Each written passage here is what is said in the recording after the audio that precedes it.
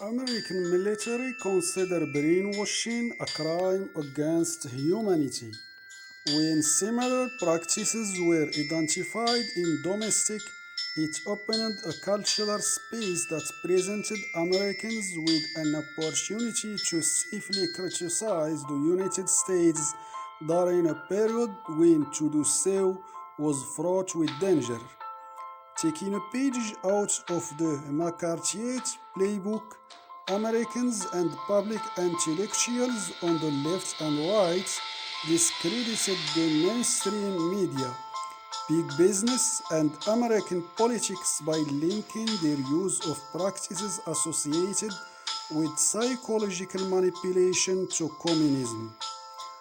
By calling into question the Americans of institutions that lay at the heart of domestic American society, the application of the brainwashing narrative to post war America promoted a significant breakdown of the Cold War consensus. As the lines between communism and capitalism became more and more nebulous, the modern American personality archetype was born.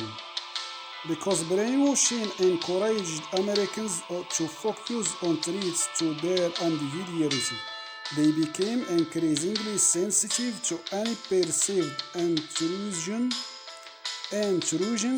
on their psyche and began reinterpreting aspects of post-war culture that had traditionally been viewed as relatively innocuous, influencing policymakers as well as ordinary Americans. The concept helped transform the few remaining comforts of Cold War America into increasingly dubious vehicles for external domination.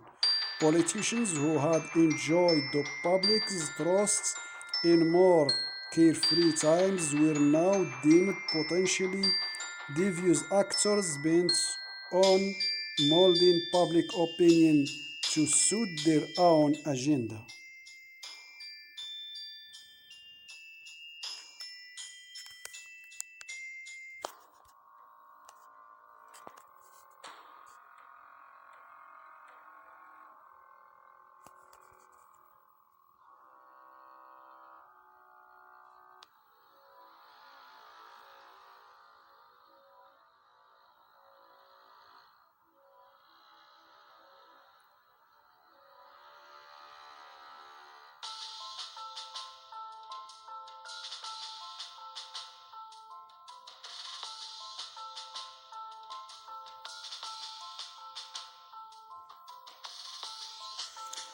The American capitalist system, once defined as the most fair and balanced economic system in the world, was viewed from a more cynical perspective become use of the possibility because use of the possibility that hidden persuaders were peering into the public's subconscious minds and controlling their desires.